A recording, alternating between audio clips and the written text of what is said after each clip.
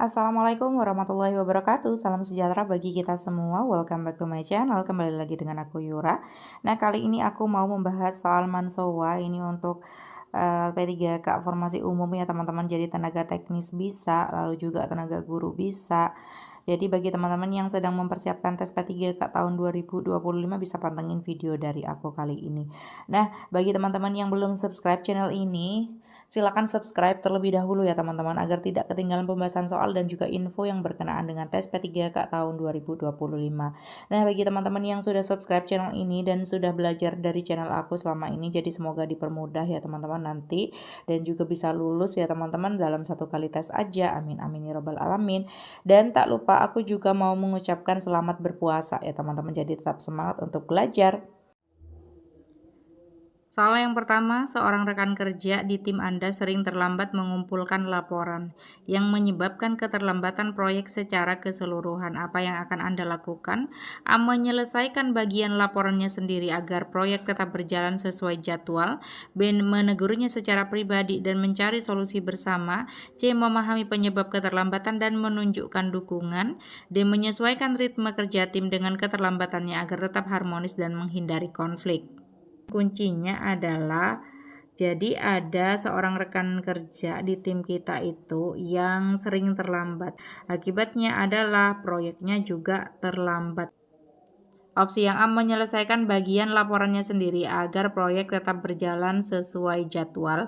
Ini kan sama aja dengan mengambil alih tugas. Ini hanya bisa menyelesaikan masalah jangka pendek, tetapi jika terus dilakukan ini bisa membebani Anda.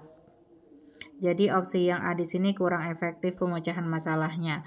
Opsi yang B di sini lebih bagus daripada opsi yang A karena ini akan langsung menangani masalah tanpa mempermalukan rekan kerja di depan tim karena menegur secara pribadi seperti itu. Tidak hanya itu juga mencari solusi bersama. Ini bagus sekali positif maknanya. Dengan mencari solusi bersama berarti kan dengan cara diskusi berdua misalnya kita bisa memahami kendalanya dan membantu menemukan cara agar laporan bisa dikumpulkan tepat waktu. Jadi opsi yang B ini positif. Opsi yang C juga positif, memahami penyebab keterlambatan dan menunjukkan dukungan. Jadi keterlambatan mungkin saja karena alasan tertentu ya, di misalnya beban kerja berlebih, kesulitan teknis dan lain sebagainya. Jadi kita menunjukkan empati bisa membantu membangun kepercayaan dan kerjasama yang baik seperti itu. Setelah memahami penyebabnya, jadi bisa mencari solusi bersama. Di sini ketika kita bandingkan masih lebih sempurna opsi yang B teman-teman. Jadi mencari solusi bersama di sini. Opsi yang D, menyesuaikan ritme kerja tim dengan keterlambatannya agar tetap harmonis dan menghindari konflik. Nah, di sini kurang tepat juga ya teman-teman, karena di sini bisa menghambat produktivitas tim secara keseluruhan dan membuat standar kerja itu akan menurun seperti itu. Jadi yang terbaik di sini adalah opsi yang B disusul dengan opsi yang C. Karena dilihat dari aksi nyatanya ya teman-teman, jadi lebih nyata seperti itu opsi yang B dibanding opsi yang C. Karena memahami saja tanpa tindakan konkret, jadi keterlambatan bisa saja terus terjadi ya teman-teman. Maka dari itu opsi B di sini lebih efektif. Soal nomor 2, Anda baru saja dipindahkan ke unit kerja baru dengan tugas yang berbeda dari sebelumnya. Apa langkah pertama yang akan Anda lakukan? A. Meminta bantuan rekan kerja untuk menyelesaikan tugas lalu mencoba mempelajarinya sendiri. B. Mempelajari tugas baru secara mandiri dan meminta arahan dari atasan jika diperlukan. C. Menceritakan kepada teman-teman tentang kesulitan yang dihadapi dan meminta solusi terbaik. D. Menghindari tugas sementara dan segera beradaptasi karena merasa tidak memiliki kompetensi yang sesuai. Ini yang dinilai adalah adaptasi kerja ya teman-teman. Kita mampu tidak seperti itu. Kita dipindahkan ke unit kerja baru, lalu tugasnya berbeda dari sebelumnya. Yang ditanyakan adalah langkah pertama. Opsi yang A, meminta bantuan rekan kerja untuk menyelesaikan tugas lalu mencoba mempelajarinya sendiri. Nah, di sini terbalik, seharusnya kita bisa belajar sendiri terlebih dahulu, baru ketika menghadapi kesulitan kita bisa meminta bantuan rekan kerja. Itu pun kalau mereka tidak sibuk. Ini bisa jadi opsi tambahan sebenarnya, namun tidak menjadi jawaban utama.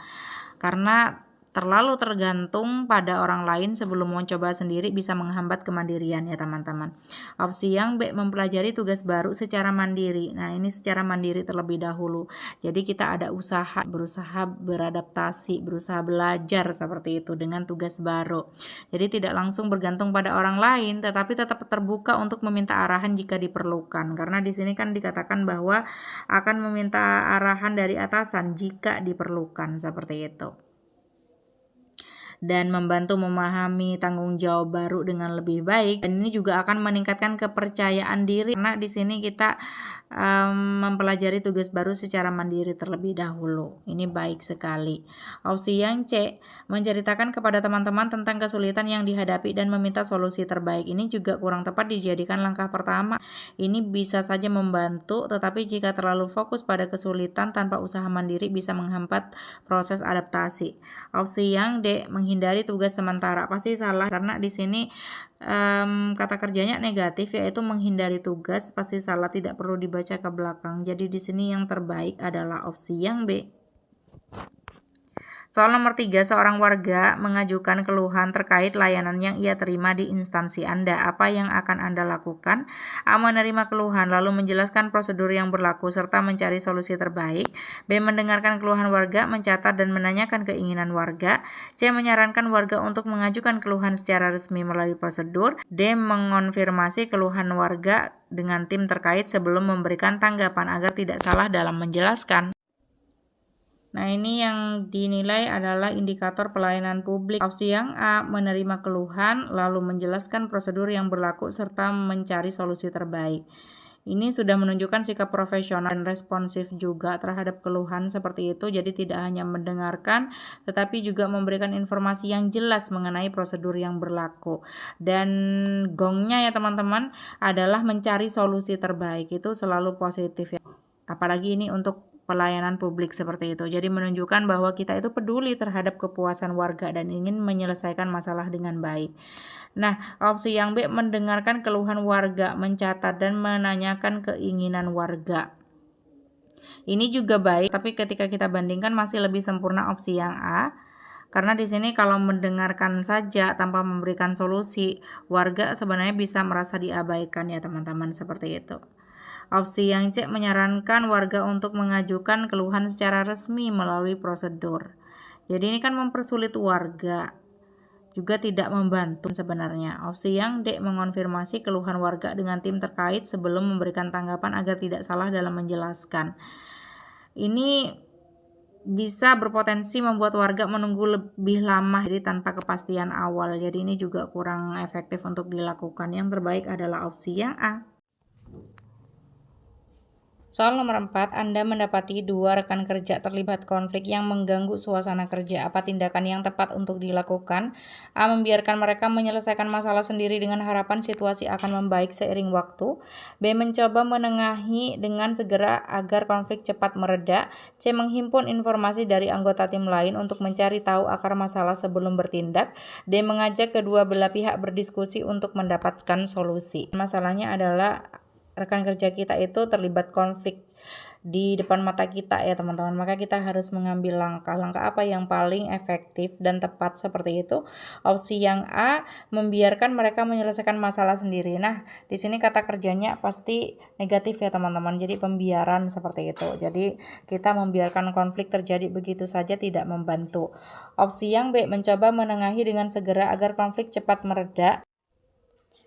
Nah, dilihat dari kata kerjanya ini kan dalam proses mencoba masih ya teman-teman. Jadi aksi nyatanya belum konkret seperti itu. Nah, kita cari terlebih dahulu apakah ada opsi yang mengandung aksi nyata lebih konkret. Opsi yang C, menghimpun informasi dari anggota tim lain untuk mencari tahu akar masalah sebelum bertindak. Ini juga langkah yang baik. Namun bisa memperlambat penyelesaian konflik jika terlalu lama mengumpulkan informasi tanpa tindakan.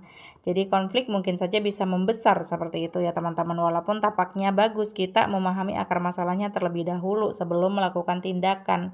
Nah, di sini ketika kita bandingkan opsi yang D itu lebih bagus daripada B dan C. karena di sini langsung mengajak kedua belah pihak berdiskusi untuk mendapatkan solusi. Jadi di sini pendekatan terbaik menyelesaikan masalah dengan cara komunikasi langsung dan mendorong penyelesaian yang adil serta konstruktif bagi semua pihak. Seperti itu. Jadi cepat tanggap, tidak berlama-lama. Jadi pendekatannya langsung dan proaktif, juga membangun komunikasi yang terbuka dengan cara berdiskusi, dan ini akan mencegah konflik berkepanjangan. Jawabannya adalah opsi yang D. Memang kalau dilihat dari kata kerjanya, yang paling mengandung aksi nyata ya teman-teman, yang paling konkret itu adalah opsi yang D, karena opsi yang C di situ masih dalam proses menghimpun informasi, sedangkan opsi yang B masih dalam proses mencoba menengahi ya teman-teman, seperti itu.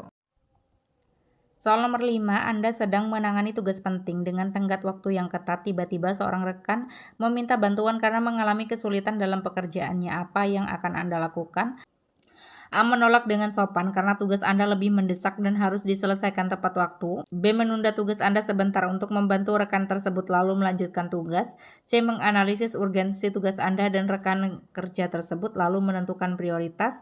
D. Menyarankan rekan untuk mencari bantuan dari orang lain karena Anda juga memiliki beban kerja yang tinggi. Masalahnya adalah kita sedang mengerjakan tugas yang tenggat waktunya ketat. Lalu rekan kerja kita tiba-tiba meminta bantuan ya teman-teman karena mengalami kesulitan dalam pekerjaan, seperti itu. Nah, opsi yang A menolak dengan sopan karena tugas Anda lebih mendesak dan harus diselesaikan tepat waktu. Jadi di sini kan kita belum mempertimbangkan, jadi apakah tugas rekan kerja ini penting dan berdampak pada perusahaan atau instansi, seperti itu. Lalu di sini juga kita menolak ya teman-teman, tanpa mempertimbangkan terlebih dahulu. Jadi ini bisa membuat hubungan kerja kurang harmonis karena dianggap kurang empati, seperti itu. Opsi yang B, menunda tugas Anda sebentar untuk membantu rekan tersebut lalu melanjutkan tugas. Nah, di sini menunda tugas sebenarnya maknanya negatif ya teman-teman, kata kerjanya kurang bijak seperti itu karena bisa mengganggu penyelesaian tugas kita, terutama jika tenggat waktunya sangat ketat. Udah jelas-jelas di situ ya teman-teman. Sekali lagi ini belum mempertimbangkan ya teman-teman, apakah tugas rekan kita lebih atau kurang penting dibanding tugas kita ya teman-teman, seperti itu. Jadi opsi A dan B di sini tidak aman untuk dipilih. Ketika kita bandingkan, lebih aman opsi yang C teman-teman, menganalisis urgensi tugas Anda dan rekan tersebut lalu menentukan prioritas. Nah, ini bagus teman-teman. Jadi nanti pendekatannya rasional dan adil. Jadi dengan menganalisis prioritas, kita dapat menentukan mana sih yang lebih mendesak dan diselesaikan terlebih dahulu, tugas kita atau tugas rekan kerja. Yang paling berdampak pada instansi atau perusahaan itu yang mana? Seperti itu ya teman-teman. Ini juga akan menjaga kerjasama tim. Jika tugas rekan kerja lebih mendesak atau bisa diselesaikan dalam waktu singkat, kita bisa membantu tanpa mengorbankan pekerjaan kita sendiri. Jadi harus ada pertimbangan terlebih dahulu. Dengan cara apa? Menganalisis urgensi. Ini positif sekali. Opsi yang D, menyarankan rekan untuk mencari bantuan dari orang lain, ini kan sama dengan menolak ya teman-teman, mirip dengan opsi yang A. Jadi yang terbaik adalah opsi yang C. Soal nomor 6, dalam tim kerja Anda melihat ada anggota yang kurang berkontribusi dalam tugas kelompok. Bagaimana Anda menyikapinya? A. Mengingatkan secara pribadi dan mencari tahu alasan dibalik kurangnya kontribusi. B. Menasehatinya agar berkontribusi dan memberikan semangat sebagai bentuk dukungan. C. Mengambil alih tugasnya agar pekerjaan tetap selesai tepat waktu. D. Menegurnya di depan anggota tim lain agar menjadi pelajaran bagi semua. Nah, masalahnya di sini adalah ada anggota tim yang kurang berkontribusi dalam tugas kelompok dan itu tidak dijelaskan kenapa, alasannya tidak ada. Opsi yang A, mengingatkan secara pribadi dan mencari tahu alasan dibalik kurangnya kontribusi. Nah, ini adalah pendekatan yang bagus ya teman-teman, empatik dan profesional juga. Jadi profesionalnya itu kita mengingatkan secara pribadi, tidak mempermalukan di halayak umum. Empatinya adalah menunjukkan kepedulian ya teman-teman. Kita mencari tahu alasan dibalik kurangnya kontribusi sehingga kita bisa mencarikan solusi kepada rekan kerja kita tersebut, mencari akar permasalahannya terlebih dahulu. Bisa jadi ia ada kendala tertentu ya teman-teman, seperti beban kerja berlebih atau kurangnya pemahaman tugas, sehingga kita akan membantu sesuai dengan kebutuhan. Ini akan membangun hubungan kerja yang baik. Opsi yang B, menasehatinya agar berkontribusi dan memberikan semangat sebagai bentuk dukungan. Nah, memberikan semangat itu baik, ini juga positif seperti itu, tapi tanpa mencari tahu alasannya terlebih dahulu, solusi yang diberikan bisa saja kurang tepat. Jadi kalau masalahnya misalnya beban kerjanya itu banyak atau kurangnya pemahaman, jadi hanya memberi motivasi tidak akan menyelesaikan masalahnya ya teman-teman, tidak cukup seperti itu. Opsi yang C, mengambil alih tugasnya agar pekerjaan tetap selesai tepat waktu. Jadi ini bisa membuat anggota tim semakin pasif dan tidak merasa bertanggung jawab. Jadi kurang efektif dan bijaksana. Di sini opsi yang D, menegurnya di depan anggota tim lain. Ini mempermalukan, pasti salah ya teman-teman. Jadi di sini yang terbaik itu adalah opsi yang A, disusul oleh opsi yang B. Soal nomor 7, seorang rekan kerja menyampaikan kritik terhadap cara Anda menyelesaikan pekerjaan yang menurutnya kurang efektif. Bagaimana respon Anda? A. Mengonfrontasi rekan kerja tersebut agar tidak mengganggu pekerjaan Anda. B. Mengajak diskusi agar ia memahami cara Anda dalam menyelesaikan pekerjaan. C. Menyanggah kritik tersebut dan memberikan penjelasan metode kerja Anda. D. Menerima kritik lalu mengevaluasi apakah ada hal yang bisa diperbaiki. Nah, di sini ada yang menyampaikan kritik tentang cara kita yang dianggap kurang efektif dalam menyelesaikan pekerjaan. Jadi opsi yang A, mengonfrontasi rekan kerja tersebut agar tidak mengganggu pekerjaan Anda. Konfrontasi ini dapat menciptakan konflik yang tidak perlu teman-teman. Jadi kritik bisa jadi tujuan untuk perbaikan seharusnya, bukan sekedar mengganggu. Jadi opsi yang A di sini kita terlalu emosi ya teman-teman. Opsi yang B, mengajak diskusi bagus ya teman-teman, agar ia memahami cara Anda dalam menyelesaikan pekerjaan. Nah, di sini ya teman-teman, tujuan utama diskusi itu membuat orang lain memahami cara kerja kita. Jadi seakan-akan kita egois ya teman-teman. Jadi diskusinya di sini tujuannya yang kurang tepat. Tujuannya di sini kan memahami cara Anda dalam menyelesaikan pekerjaan. Jadi kita tidak mempertimbangkan kritikannya sebenarnya. Kalau kita tidak mempertimbangkan kritikannya, kita bisa kehilangan peluang untuk berkembang. Jadi diskusinya di sini positif, namun tujuannya yang kurang tepat. Opsi yang C, menyanggah kritik tersebut dan memberikan penjelasan metode kerja Anda. Nah, menyanggah kritik di sini maknanya negatif ya teman-teman, kan menyangkal seperti itu. Nah, yang terbaik adalah opsi yang D, karena ada kata evaluasi. Kita terima kritikan ya teman-teman sebagai hal yang membangun seperti itu untuk memperbaiki diri. Lalu gongnya adalah ada kata mengevaluasi. Ini menunjukkan sikap yang baik ya teman-teman, terbuka terhadap masukan seperti itu. Jadi kita ada keinginan untuk menjadi lebih baik, menunjukkan sikap profesional. Dan di sini kita fokus dalam pengembangan diri. Semangat untuk memperbaiki diri. Opsi yang D adalah opsi yang terbaik dalam menanggapi kritik.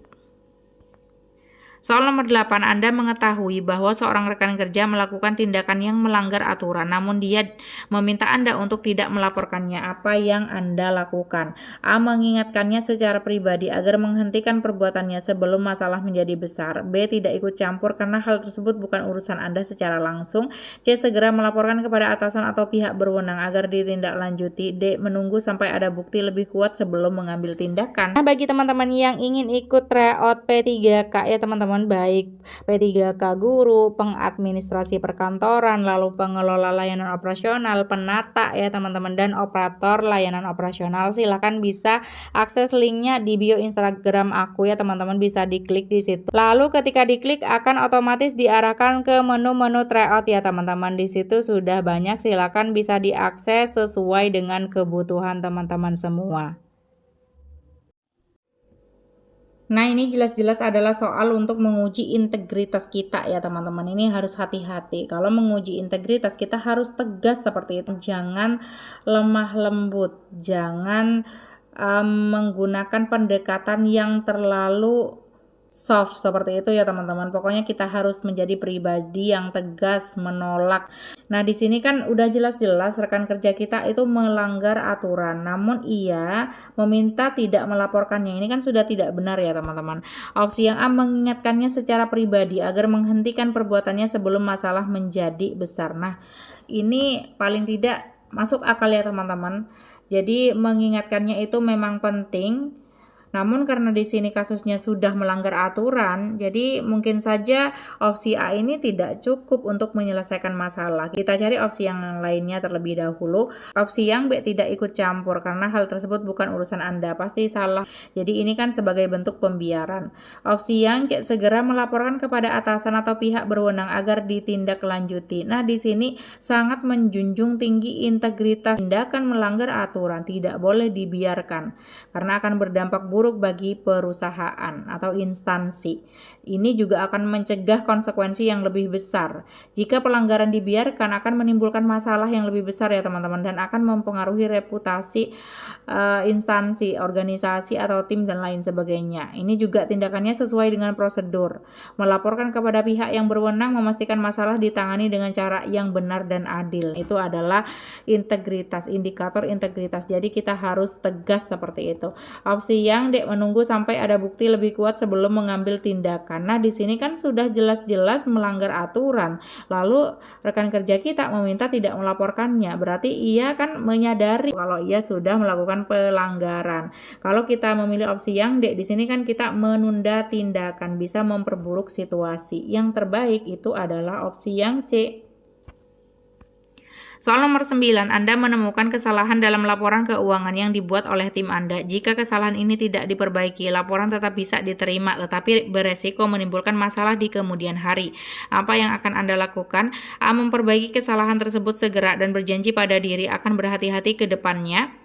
B, melaporkan kesalahan ini kepada atasan dan bekerja sama dengan tim untuk memperbaikinya.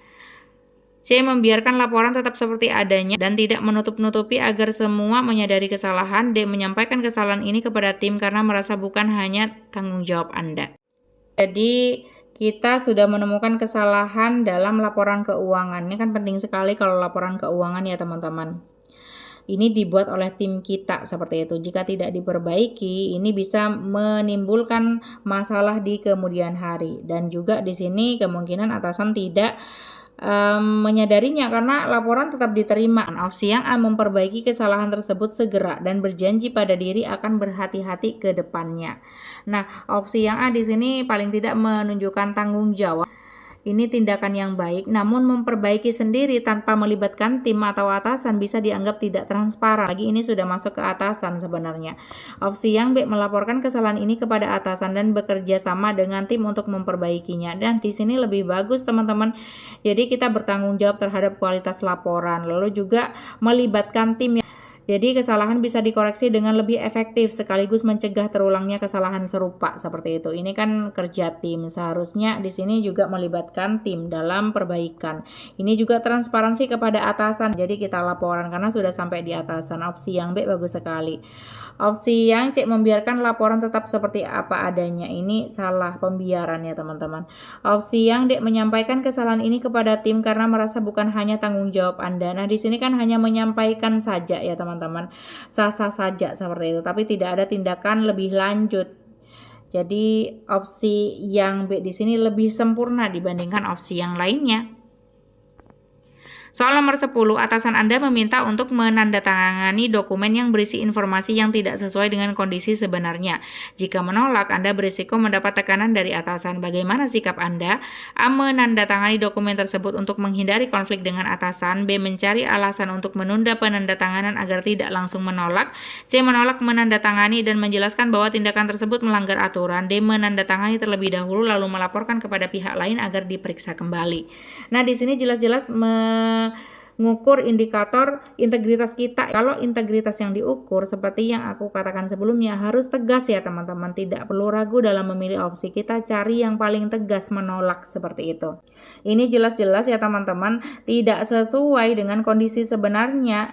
Jadi di sini kita diminta untuk menandatangani dokumen tersebut, pasti tidak boleh dilakukan ya teman-teman. Opsi yang A di sini kan menandatangani, langsung kita eliminasi. Opsi yang B masih mencari alasan untuk menunda penandatanganan.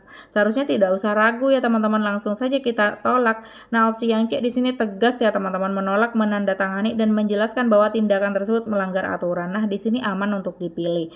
Opsi yang D di sini menandatangani terlebih dahulu, walaupun pada akhirnya akan melaporkan kepada pihak lain agar diperiksa kembali, namun di sini sudah salah. Kita harus memilih opsi yang paling tegas, yaitu opsi yang C. Soal nomor 11, Anda diberi tanggung jawab mengelola anggaran untuk sebuah proyek di instansi Anda. Seorang rekan kerja menyarankan menggunakan sebagian anggaran untuk keperluan pribadi dengan imbalan tertentu. Apa langkah Anda? A. Menolak tawaran tersebut dan melaporkan kejadian ini kepada pihak berwenang. B. Mengabaikan tawaran itu tetapi tidak melaporkannya agar tidak memperkeruh suasana. C. Menggunakan sebagian anggaran tersebut asalkan tetap memastikan proyek berjalan dengan baik. D. Selalu berdiskusi dengan rekan kerja lain sebelum mengambil keputusan agar tidak bertindak sendirian. Nah, di sini sama juga integritas. Jadi di sini ya teman-teman menyarankan menggunakan sebagian anggaran untuk keperluan pribadi. Ini kan jelas-jelas salah. Jadi harus kita tolak seperti itu tawaran tersebut. Jadi yang menolak itu ada di opsi A, teman-teman. Kita menolak bahkan melaporkan kepada pihak yang berwenang. Ini bagus sekali untuk mencegah hal yang tidak baik terjadi. Opsi yang B, mengabaikan tawaran tetapi tidak melaporkannya agar tidak memperkeruh suasana. Ini kurang tegas ya teman-teman. Opsi yang C, apalagi kita menggunakan anggaran tersebut, pasti salah. Opsi yang D, walaupun diskusi itu bagus kebanyakan ya teman-teman untuk di kasus-kasus seperti itu, namun untuk integritas ini kita tidak perlu berdiskusi lagi, kita harus mantap menolak. Sini kan masih bertele-tele dan ragu seperti itu. Jadi yang terbaik itu adalah opsi yang A. Nah, mungkin ada yang bertanya-tanya, kenapa tidak opsi yang B, kenapa harus yang A seperti itu. Jadi di sini teman-teman, kalau kita tidak melaporkan kepada pihak yang berwenang seperti itu di instansi, jadi mungkin saja ini akan terjadi kepada rekan kerja lain. Jadi akan menawarkan kepada rekan kerja lain. Kita sudah menolak ya teman-teman, mengabaikan tawaran seperti itu. Namun rekan kerja lain ketika ditawarkan mungkin saja akan menerima seperti itu. Jika kita laporkan kepada pihak berwenang, mencegah kejadian serupa terulang kepada orang lain. Jadi kita harus tegas seperti itu. Kita memilih opsi yang A. Soal nomor 12, Anda diberikan tugas tambahan yang cukup banyak oleh atasan, sementara pekerjaan utama Anda juga masih sangat banyak dan menumpuk. Bagaimana Anda menyikapinya? A. Menerima semua tugas dan Anda yakin Anda bisa menyelesaikannya semampunya. B. Menjelaskan kondisi pada atasan dan mencari solusi seperti membagi tugas dengan tim lain. C. Mengutamakan tugas tambahan meskipun tugas utama sedikit terbengkalai. D. Mengerjakan tugas utama saja karena merasa itu adalah tanggung jawab utama.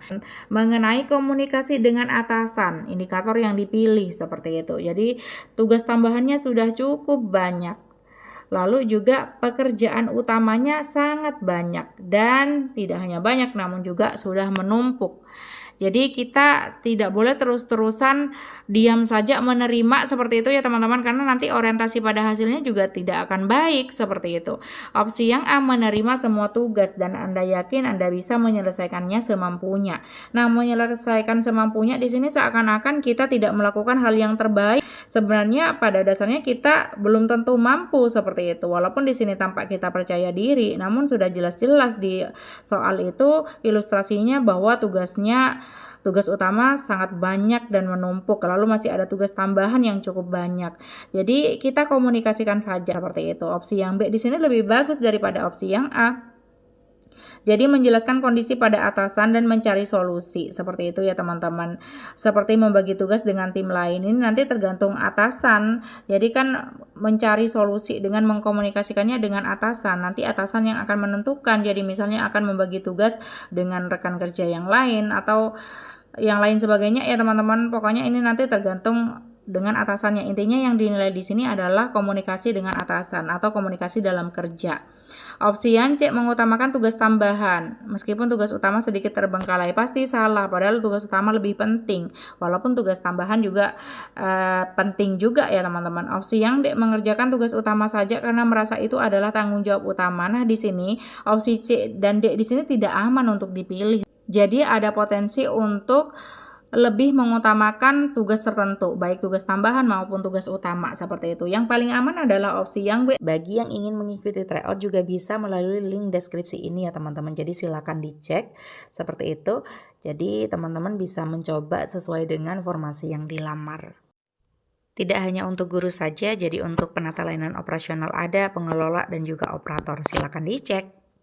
Dan sekali lagi agar tidak terjadi penipuan, jadi semua tryout yang aku buat itu gratis, bisa diakses secara gratis, hanya mencantumkan screenshot bukti kalau sudah subscribe channel ini. Kenapa? Karena semua yang ada di situ aku bahas di channel aku, sehingga teman-teman semua bisa mengoreksi dengan menonton videonya, seperti itu.